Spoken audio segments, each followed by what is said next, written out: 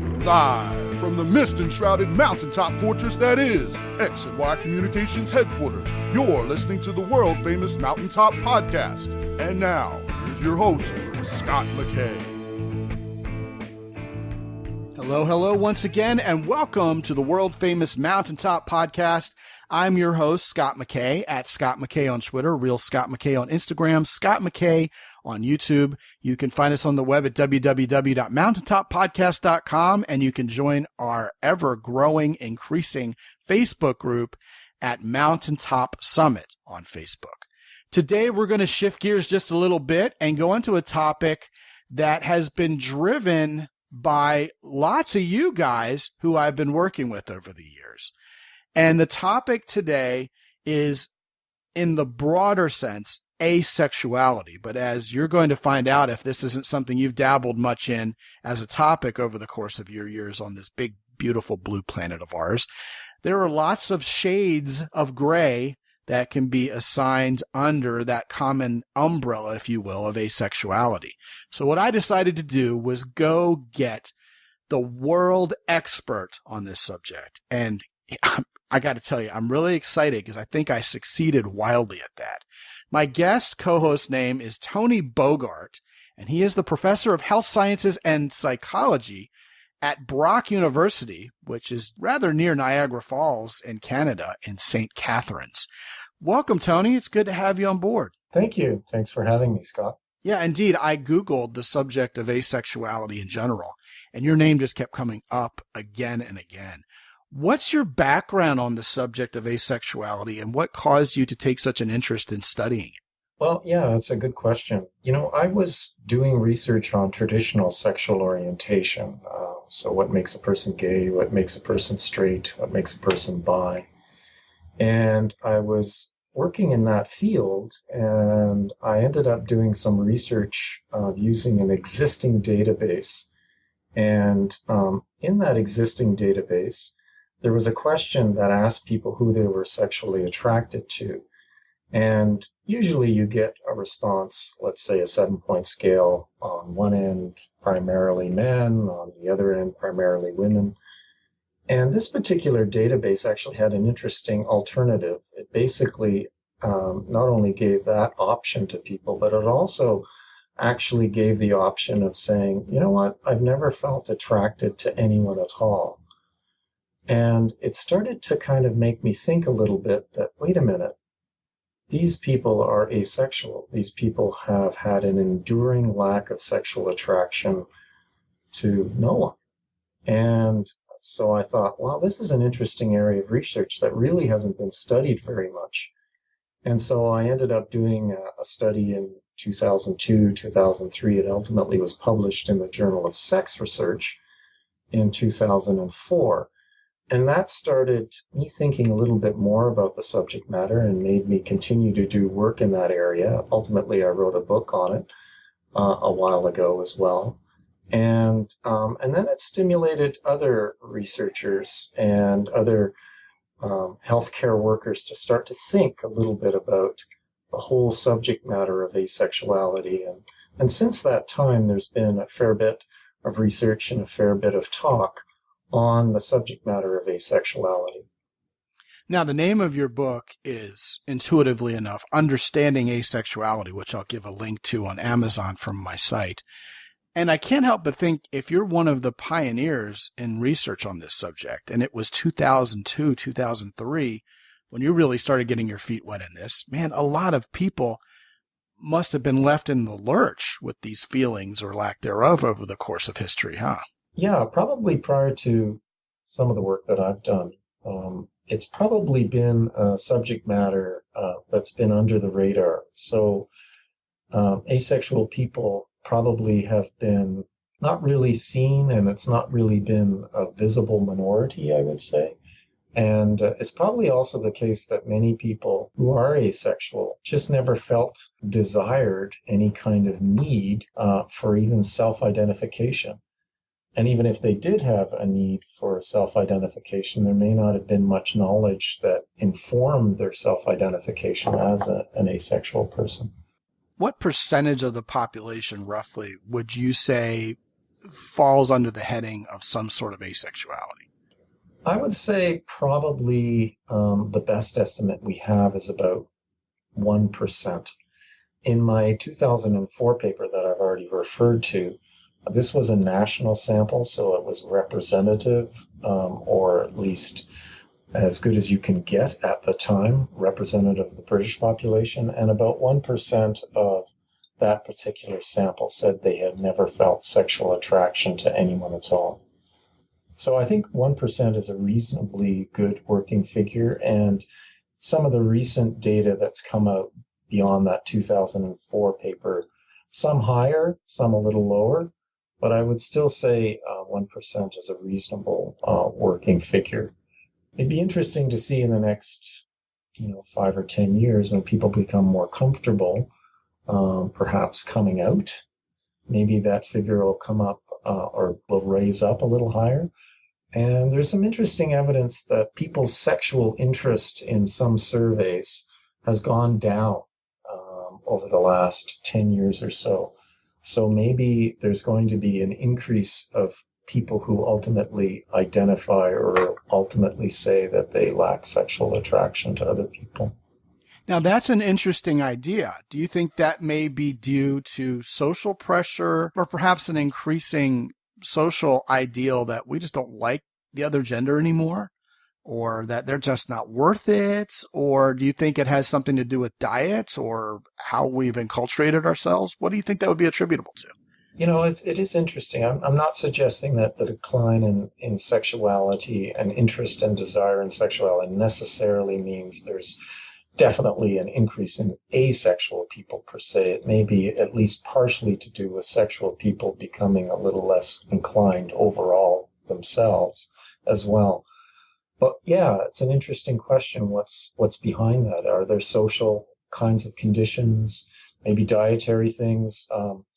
I think it's probably, I'm speculating, but it's probably a combination of both social factors and perhaps also some biological, maybe some dietary things. Maybe there are certain chemicals in the air and in products that we eat to some degree that may be mimicking estrogen-like hormones that may be reducing people's sex drive a little bit, perhaps. But I expect there's also social factors that are coming into play. But that's an interesting sort of broader context also to understand this new emerging identity, the ace identity, people who are in fact identifying as asexual as well. Now, you just use the term ace to identify asexual people, and that's a commonly used shorthand phrase for being asexual, right? The quote-unquote ace community. That's correct, yeah. Now, when you're talking about asexuality as being 1% of the population, you're including in that figure no more and no less than people who are self-reporting as not feeling any sexual attraction for anybody, correct? That's correct. And some level of enduring lack of sexual attraction. So it's not just a matter of, the last couple of days I've been tired and, sleepy and, I haven't been feeling well. Or let's say someone who maybe, is really depressed over the last 3 months or something and has not felt much sexual interest in others. I think there needs to be, in this definition, some level of stability, not necessarily full stability in terms of absolute lifelong. Even, for example, there is some evidence that in other sexual orientation, there may be some level of flexibility, particularly for women, in terms of their orientation. But I think there needs to be some level of enduringness and stability if you want to define asexuality.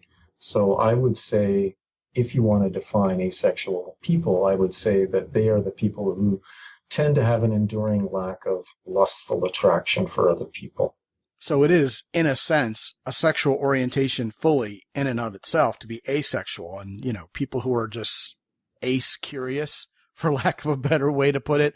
Like, for example, I haven't felt much of a need to be attracted to anybody after that brutal breakup I just went through. Yeah. Those people wouldn't be asexual in terms of the clinical definition. Maybe there's others in the scientific community that might define them as, temporary aces or something like that. But I would tend to define asexuality as more of an enduring lack of lustful attraction to other people. So that would be my definition. And yes, within the context of sexual orientation, I think we can understand asexuality within that context.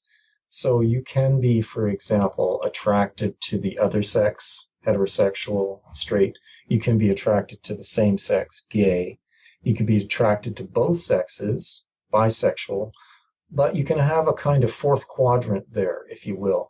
And those people who are not attracted to others, men or women, can therefore be construed as asexual and also be understood within, at least in my perspective, within a sexual orientation framework.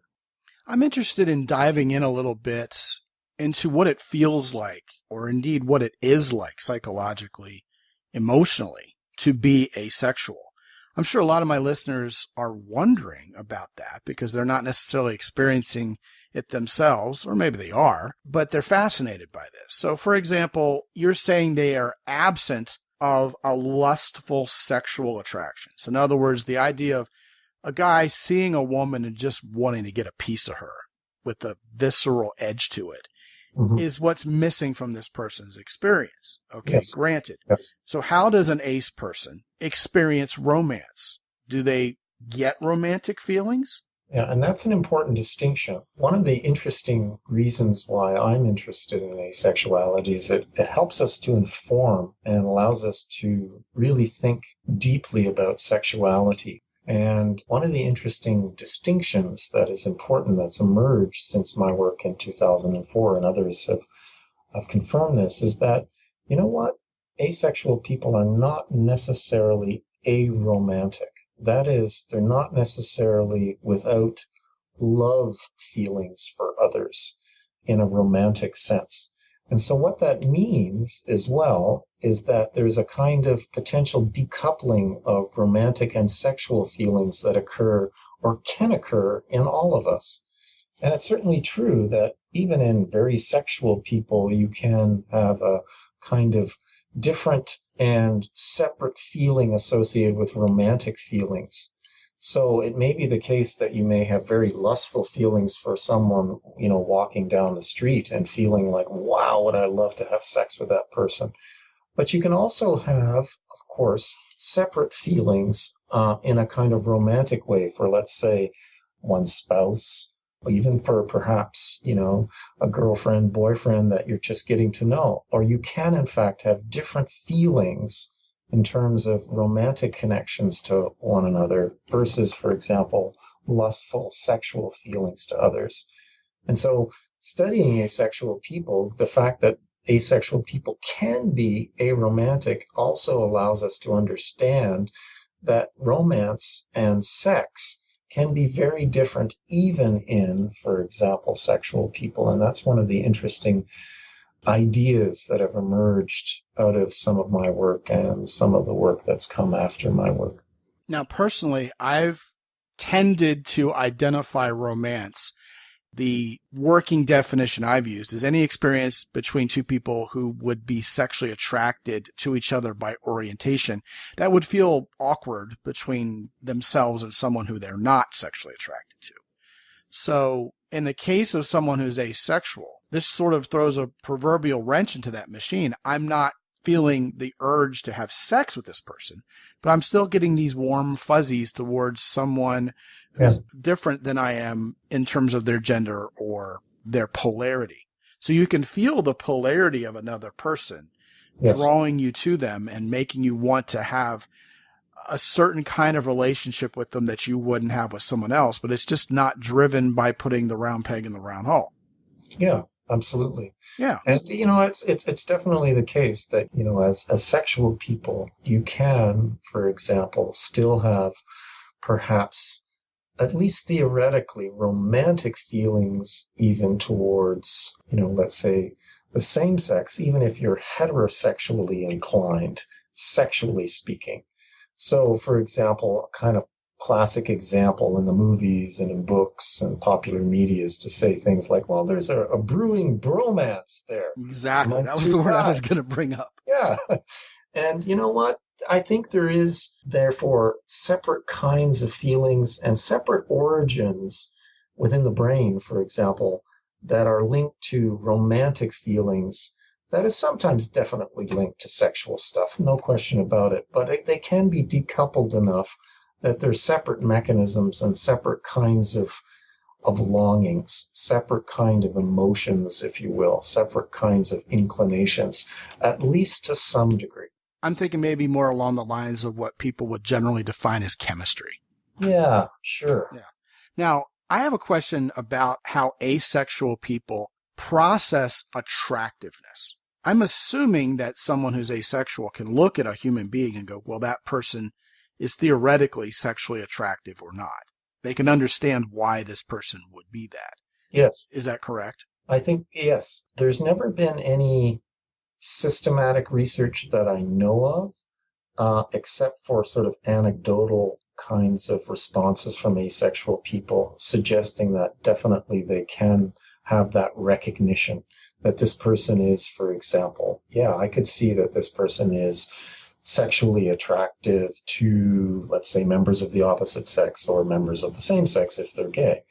And it's certainly also the case that even little children, for example, can have strong feelings of or sensing, for example, physical attractiveness in others. So little kids can, for example, look at faces of attractive men or attractive women and actually have some preference and lean towards more physically attractive people versus people who are, let's say, more modest in terms of their attractiveness. So there's probably built-in kinds of mechanisms in people that are at least separate from sexual inclinations that can allow us to detect physical attractiveness on some broad level. You bring up an interesting and I think very intuitive point that we as human beings, regardless of our orientation, understand sexual polarity.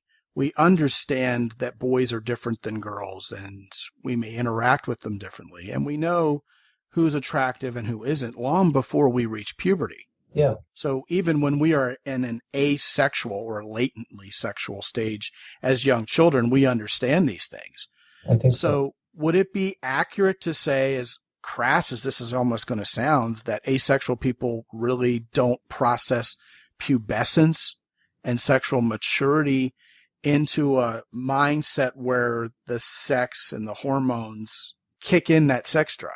I think that's a reasonable hypothesis model. I think there's elements there that need to be tested, but I think just off the top of my head and just presenting it here and now, I think that does make some sense in terms of, yeah, there's an implicit, inherent level of understanding on some broad level of physical attractiveness. But once puberty kicks in, if you have a special inclination for the other sex or the same sex, then those hormones, for example, in asexual people really don't kick in for a kind of extra level of lustful attraction. So it stays on, let's say, a more abstract level, or at least an emotional level that does not trigger sexual thoughts and sexual luring and sexual feelings in a deep way. You know, it's fascinating to me how much research in this area is like the Wild West. I mean, there really has been very little done on it so far. I mean, it's wide open. It is. In many ways it is. I agree with that. I mean, would it be a dangerous assumption to say that asexuality could theoretically be quote unquote cured by hormone therapy? I mean, is this a chemical thing or is it a psychological thing? Or is it both or is it neither? The research that I know of, and it's more, again, based on anecdotal evidence from asexual people, for example, who have gone to physicians or have, for example, gone to clinics, and also some research looking at, just overall testing of people's hormone levels and so on.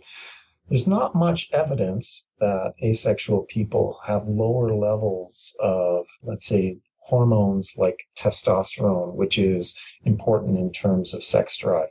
There's not much evidence for that. So in the same way that gay men, for example, don't lack testosterone in terms of circulating hormones during adulthood, asexual people don't lack reasonable adult levels of hormones as well. It's just that there's probably some level of brain mechanism that is stimulated in, let's say, heterosexual or gay people that actually allows for these hormones to provide a fuel. But if, for example, that brain organization is not there in asexual people, regardless of the fuel that you have in your body, that fuel ain't going to work. That fuel ain't going to be something that makes you charge towards other people because there's a kind of prenatal organization of the brain that's actually giving you your orientation in the first place, or helping to give you that orientation in the first place. So you've mentioned the idea of asexual people going to the doc and saying, hey, what's going on here? Yeah. In your understanding of people who are experiencing this, do they mind it? Do they have any idea, to put it bluntly, what they're missing out on? And would they like to have that in their life? Or are most people who are asexual pretty comfortable with this and feel almost like, hey, I dodged a bullet because, I don't have to worry about this stuff like other people do? I think it's a mix. I think on average, though, there's more comfort in asexual people, particularly asexual people who identify as an asexual person. Generally speaking, my experience is that asexual people can be very content with who they are. And I don't think that necessarily asexuality is a disorder that needs fixing. If someone is happy and content with who they are, if they are an asexual person, not interested in having sexual activity with others, then fine, great, okay, cool. Do some people not realize that they're experiencing asexuality? I think most people who are asexual, if they've had an enduring lack of sexual attraction, kind of recognize that they're different, but they wouldn't necessarily have given it a label as asexual.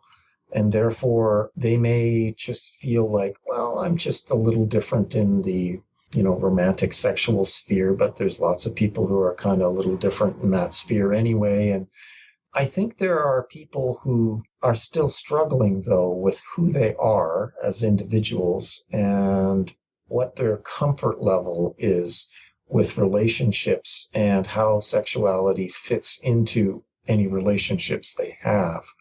So certainly the case that there are probably some individuals that recognize they have romantic attractions for others and are interested in forming some kinds of bonds with others.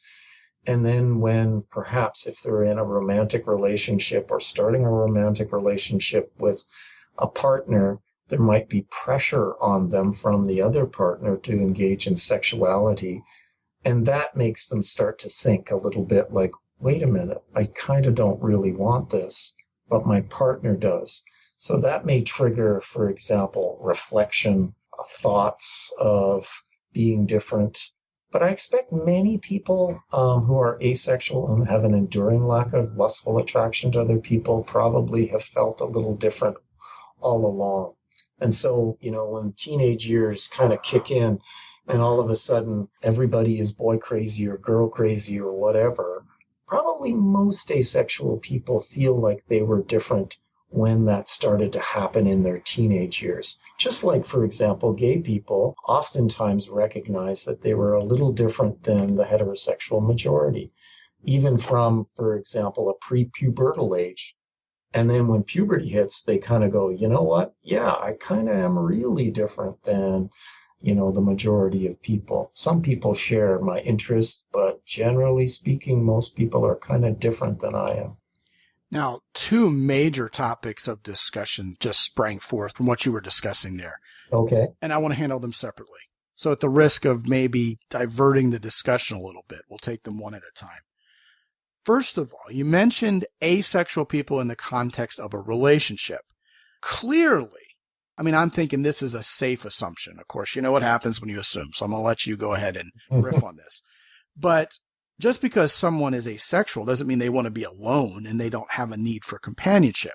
That's correct. So given the fact that they may not fully comprehend the nature of their sexual orientation relative to other people. They may simply see themselves as a little different, or I don't understand why these people are so horny for each other. It just seems like they don't have any control or something. Yeah. I mean, it's just weird to them. They get into a relationship with someone and they figure, okay, well, I guess I'm going to be in a relationship with a woman if I'm in a relationship, because I guess that's what will make my parents happy. It seems like it's heteronormative still in this culture. I mean, that's another tangent we could go on there is, do people who are asexual tend to favor relationships for companionship with someone of same sex or other sex, or is it all over the highway? But that aside, let's say they get into that relationship with whom they're going to get in a relationship with, and the other person in that relationship is not asexual. Mm-hmm. How is the person who is fully heterosexual or fully homosexual, of a different orientation than the asexual person, going to respond to that relationship? I'm thinking they may not necessarily pick up on the fact that this person is in fact asexual, unless the person who is asexual has enough of a grasp of their own orientation to make that perfectly known. And can such relationships succeed?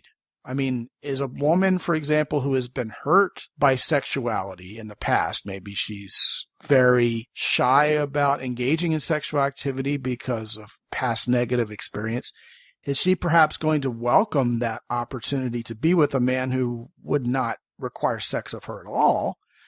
And can that be considered a functional relationship in that context?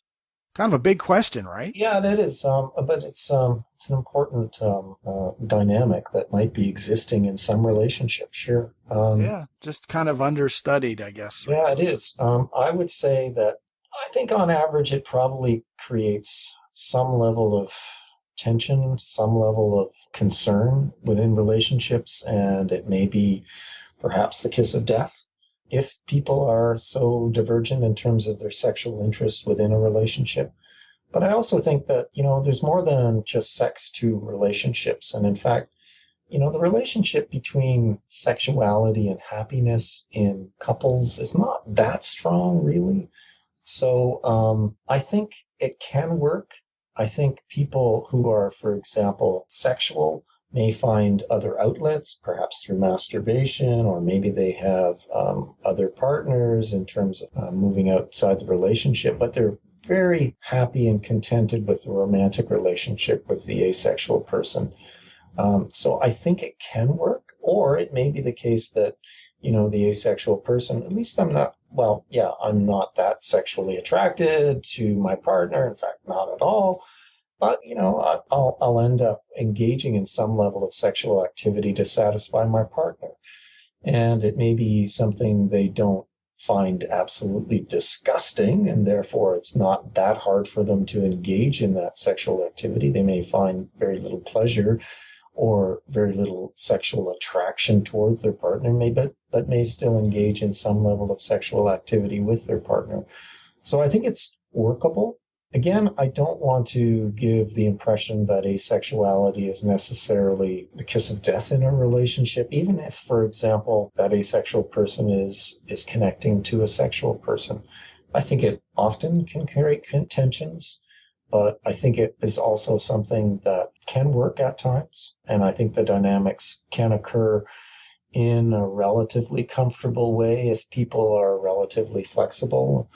And again, sexuality doesn't have to be the only thing that brings people together in terms of romantic relationships. I'm hoping you have quick, rapid-fire answers to 3 things that just came up while we were talking. First of all, is there an outlet for asexual people to find each other if they would just rather not have that complexity? Yeah, there's certainly websites, for example, where people find one another. Yep. Do people who are asexual find the idea of sexuality gross? It's like, dude, I mean, there's like mucus involved and semen, and are you kidding me? I mean, do they see sex typically as a gross thing to do? Some do, yeah, but not all. I can understand how they would. Yeah. Yeah, because sex is gross. Well, it's interesting. I mean, and that's one of the interesting elements, too, to why, studying asexuality is interesting from my perspective.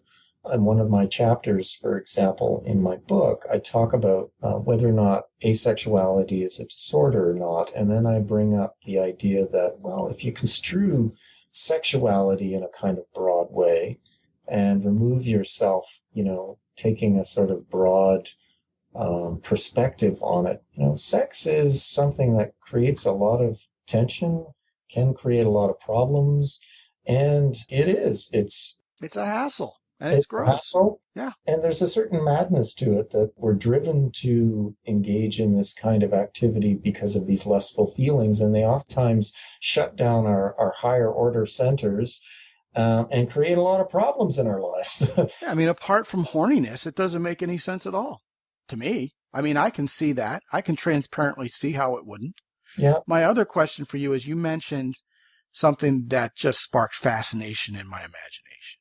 You talked about perhaps the non-asexual partner in such a companionship Mm-hmm. going outside the relationship to find sexual pleasure and fulfillment. Mm-hmm. Is this something that an asexual partner would be more open to because perhaps they're missing this link between jealousy and possession and sexuality? Like, sure, you need to get off, find someone to do it with. I'll even watch and take notes. Is that something an asexual person would be more likely to be on board with? I expect it's possible. I don't think it's ever been studied, but yeah, another Wild West unknown yeah, subject. absolutely. I think given that sexuality is this major source of jealousy that we have for our sexual/romantic partners, it'd be interesting to study to what degree that emotion is less strong in asexual people. There might still be a kind of romantic jealousy that makes them want to kind of keep their partner within their own home and whatever. But I expect that the sexual jealousy aspect is much less of importance and relevance to them. So it may be the case that, they may say, you know what, yeah, go out and enjoy yourself and, be comfortable when you come home, and I know you love me and I know I love you, and as long as we're open with it, I think that will work, and so on and so forth. So I think that's possible. I would imagine there's less, say, porn jealousy, but perhaps more confusion and even fear towards the idea of this person forsaking that relationship to go find a sexual relationship. Because the asexual person wouldn't understand it, perhaps they would fear it more. I could see it go in both directions. Yeah. Fascinating. It is fascinating. I think it's worthy of studying. And I don't think it's ever really been looked at in any systematic research-based way. You know what, Tony? As we keep talking about this and digging in more and more, I can't help but start thinking how much hassle asexual people are saving themselves. I mean, I don't blame them one bit for being perfectly happy with their asexuality. And that kind of brings me to that second major thought process that occurred to me from when you were talking before about the subject. Haven't forgotten about that. It seems that if an asexual person is a man or woman of faith, it is so much easier to adhere to your moral belief system because sexuality isn't there to corrupt it. Yeah. I mean, the vast majority of people of faith I talk to, for them, sex is the linchpin of all their guilt, all of their shame, et cetera, et cetera. I mean, most Christian folks, for example, can avoid murdering each other, robbing banks, but boy, porn is really super tempting. Mm-hmm. You're 22 years old, you're not married yet, you want to get your rocks off, getting a little Christian church girl and screwing each other like rabbits in private is not only something that sounds incredibly exciting, it is all the more exciting because it's taboo. So I have people in my practice all the time who are men and women of faith who are just carrying a tremendous amount of heavy feeling and guilt and shame towards this dark area of their faith where they just don't have any self-control. Yeah. Meanwhile, I've had people come to me, many of the people who were in fact the drivers for this discussion, me wanting to cover this subject formally, are people who are men and women of faith who, find it a lot easier to be a Christian or to be whatever faith they're practicing because they're just not tempted by this. Yeah. They may go into priesthood because it just isn't an issue for them. Yeah. And it's so much easier, more seamless to be that person. I agree with that. And talking to some clergy, for example, they also indicate that people going into the priesthood, it is a much easier sort of life for them if they happen to be asexual. Not all of them are, certainly not, but it makes for an easier life if complete abstinence of sex is something that you're very comfortable with. And average, typical people of faith who are in relationships, even if you're not in relationships, if your religion is telling you not to be, for example, a sexual person outside of marriage, that's a hard road to travel down. So it makes it understandable that asexuality, if people have that particular part of their life, it may make a religious life a little easier, as long as that religious life is, in fact, prescribing, for example, certain rules about sexuality. Yeah, to me, it's kind of the very lens that makes it all make sense. Right? I mean, for many, many people, at times, sexuality is just something that drives them batty and mad. And so within the context of you're trying to figure out, is asexuality a disorder?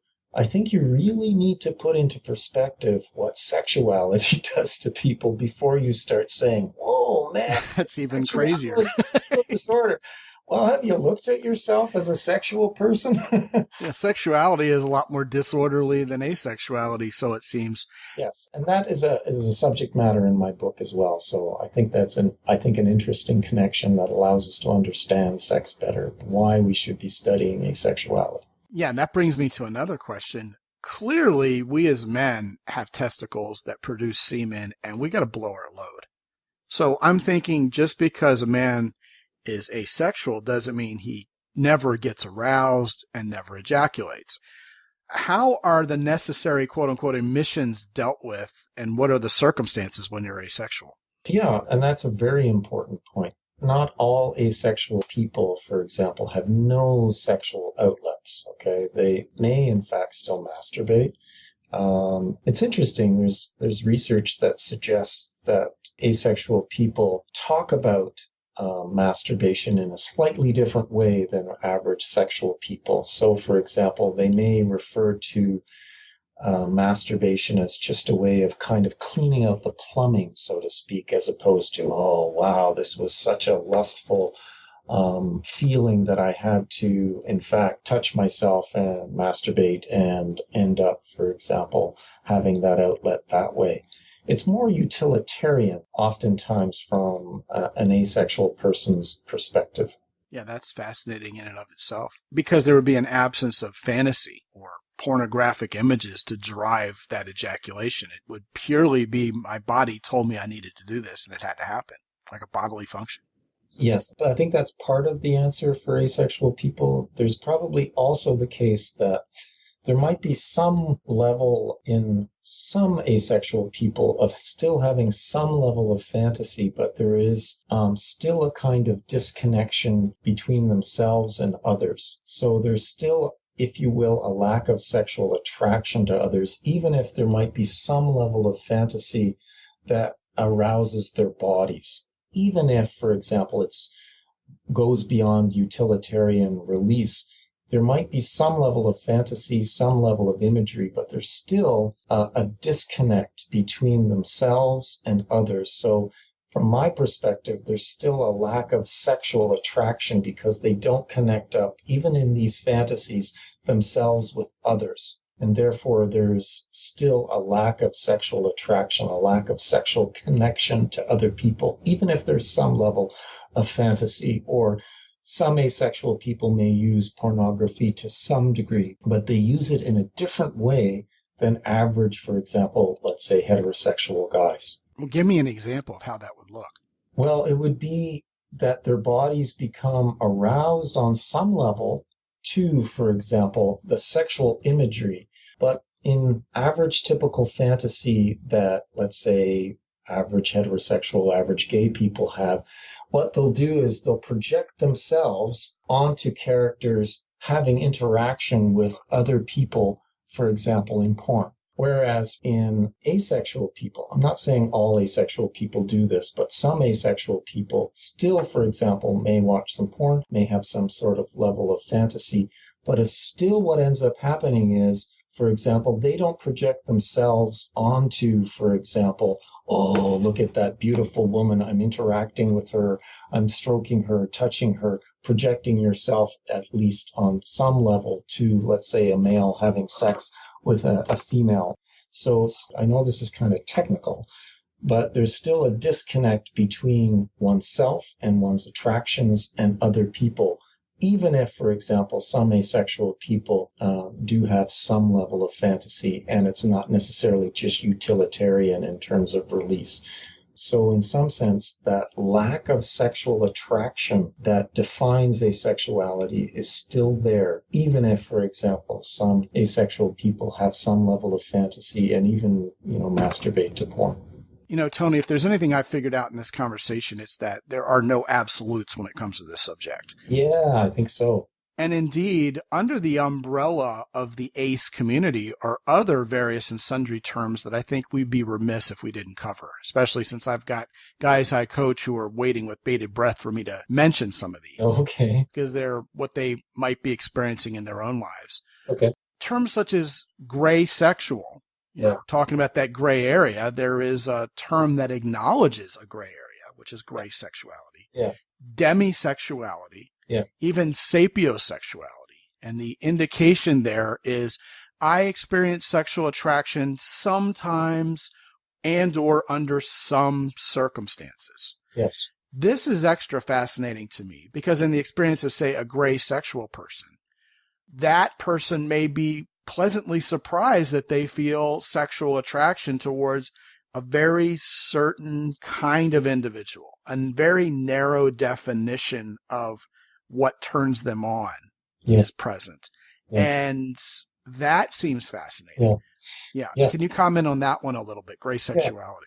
Yeah. My understanding, this is something that ACE people, particularly people who are interested in educating others, have used. So this gray A is a term that's used for people who don't fully identify as asexual, for example, a long-term enduring lack of sexual attraction for others versus, for example, sexual people who have basically, sexual attraction for others. So this gray A are the people who are kind of somewhere in between. And they may have, under some circumstances, some level of sexual desire for others, but it's probably at a lower level than average typical friends and family who they, for example, have been interacting with for years. So they don't feel comfortable saying they're a fully sexual person, but they don't also feel comfortable saying that they're fully asexual. So the gray A kind of is basically what it sounds like. It's kind of in a gray area between asexuality and asexuality. So would it be accurate to say that the person who succeeds, for lack of a better word, at turning on a gray A person would be the kind of person who, for someone who processes sexuality like roughly 99% of the rest of the population, would be that one person who comes along every once in a while who really does it for us? I mean, there's just an extra supercharge there that wakes it up. Yeah, I guess there's an analogy there that, let's say people are predominantly heterosexual, but boy, oh boy, a person of the same sex comes along who just happens to be, for some strange reason, kind of a little bit more gray and even somewhat turning them on, despite the fact that they're in fact the same sex. So an absolutely gorgeous person that may exhibit some level of femininity, let's say, and is absolutely gorgeous. If you're a heterosexual man, maybe it's like, wow, that person, under some circumstances, If I were gay, I'd be gay with that person. Yeah, kind of, maybe. I think that analogy makes some sense. I wouldn't suggest that it's perfect analogy, but I haven't actually ever had that experience. I have never actually been turned on by a man ever. I mean, I can, as a dating coach, observe a guy and go, women are going to love that guy. Okay. Or vice versa. Or that's a handsome dude. Or that guy's not going to succeed with women. That guy will.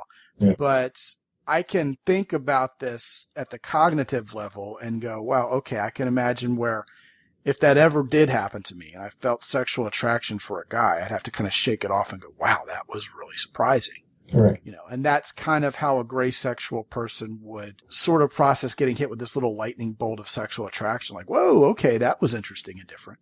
Yeah. Yeah. Again, as you suggested, maybe under other circumstances too, maybe the person is what might be termed, again, what you suggest, demisexual and fall within the sort of gray area and only, for example, be sexually attracted to an individual only if they've formed this absolute exquisite romantic bond with that individual and therefore have now started to feel, for example, some level of sexual attraction for that one individual because they've formed this exquisite romantic bond with this one person, perhaps. Now, hold on. Demisexuality is very interesting to me because on the surface, it seems non-standard, but it also seems like what every woman says she wants out of a relationship, doesn't it? So if you're a demisexual guy, and the actual sexual attraction follows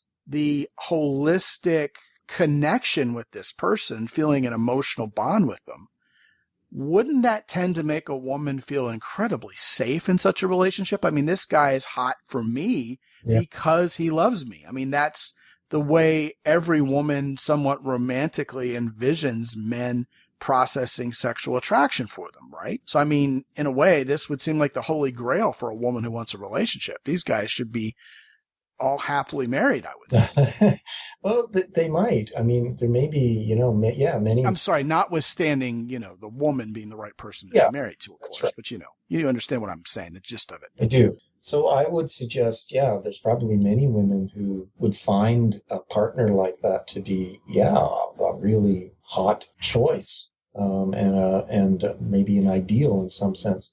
Maybe, some men would also be very, very happy, at least from a jealousy standpoint, to have a wife or a partner who's a woman who's demisexual and only completely attracted to him. And therefore, in terms of jealousy, a guy would go, you know what, she'll never, ever stray because the only sexual connection she has is to me. And that was something that's developed over the last 6 months or the last year. Yeah, that seems like a win-win. I mean, it seems like there should be a dating site for demi people. Maybe. I mean, the chances that they're going to have that spark with the very person they're matched with, hit or miss. I imagine there's, again, some people left in the lurch in those circumstances. I mean, I'm a demisexual person, for example. I just absolutely build this bond with this other person, and that's not how they process things themselves. But then again, if you've built that bond, there is a bond, and it takes two people to tango, right? Mm-hmm. Fascinating conversation. Mm-hmm. I have had several guys in my practice who are really resonating with that idea of demisexuality, and they're finding sometimes that women don't trust it. Really? Like, you're just some kind of player. Are you just telling me what I need to hear? Yeah. And then they kind of pursue that relationship a little bit, and it starts going down the path of being more of a connection, and they realize, man, this guy was who he said he was. Yeah. This is how this guy processes things. And then there's that absence of any evidence otherwise in that context, which is always helpful. Yeah. Then you have, of course, the sapiosexual people, and that's almost a buzzword nowadays. It was unheard of 10 years ago. Well, again, much of this area of study is wide open. So, of course, we hadn't heard the term sapiosexual until about a decade ago. But this is a person who is turned on by intellectual firepower, someone who loves intelligence and finds brainiac people sexy. Mm-hmm. That is another interesting way to trigger sexual attraction and or respond to it, right?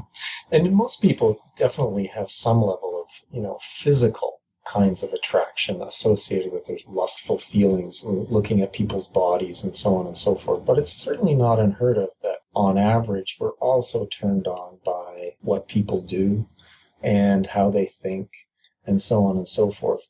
This is a kind of an extreme version of that, but it's certainly not unheard of within the broader context of what turns on even average sexual people, particularly women who are, for example, a little bit more interested in how men behave, how they think, what they do versus, for example, their bodies per se. Interesting. I know this is going to be kind of like throwing blades of grass up into the wind and seeing which way the wind blows. I don't expect you to have a definitive answer here, but what percentage of the population would you say is perhaps represented by these more gray areas of asexuality? The gray A, the demis, the sapio types of people. I would say perhaps another 0.5% or something like that. Really? Yeah. Okay, I would think it's a little higher. Yeah. I guess in a modern context where people are happy to embrace more diversity, maybe I think where you're going is that maybe it's much higher than, let's say, another 0.5%. And maybe that's the case. Well, I'll tell you what, we're running out of time here, and this is such a fascinating conversation on a subject that clearly has more depth than I ever even realized. It's almost surprising to me that there's been so little research on it. I guess when you have so relatively few people who are affected by something, it just doesn't get the research put into it. Like, for example, really rare disorders and diseases don't get nearly the money thrown at it and the research time put into it as, say, childhood leukemia does, for what are pretty obvious reasons. Yeah, I mean, man, we are leaving so much on the table here. We probably could do another whole show on it, probably an entire program on it. And I certainly applaud your work and am glad you're out there studying it, Tony, because not enough guys are. And I want to point guys to Amazon where they can grab a copy of your book, Understanding Asexuality. And I'm going to make it really simple. Just go to www.mountaintoppodcast.com/ACE, ACE, and you'll be able to get Tony Bogart's book. And you can also see it right at the top of the list at the Amazon influencer page, which is mountaintoppodcast.com/Amazon. And it'll be there in perpetuity as part of that evergreen page of all the books by all of our guests ever. So, Tony, thanks a million. Such a fascinating conversation, and you're clearly so knowledgeable on it. And I just am thankful for your work, and I'm glad that you continue that work. It seems very, very valuable. Thank you. Thanks for having me, Scott. I appreciate being on. Yeah, man. And guys, if you haven't visited www.mountaintoppodcast.com, go ahead and go there. Get you some free reports. Go ahead and watch the YouTube version of these shows. Or if you find the need for it, you can also get transcripts of each and every episode from episode number 150 going forward. Also, if you've considered getting some coaching done with me and you're ready to start seeing the results with women in your life that you've deserved for a long time now, it's been a long time coming now, and you're ready to start getting the women in your life who you really want in your life, perhaps even that one great woman who's the woman for you. Go ahead and click that button at the upper right-hand corner of mountaintoppodcast.com. Get on the phone with me and talk for 25 minutes, and let's see what the solution is for you that's the right solution. It's all there for you at www.mountaintoppodcast.com. And until I talk to you again real soon, this is Scott McKay from X&Y Communications in San Antonio, Texas. Be good out there.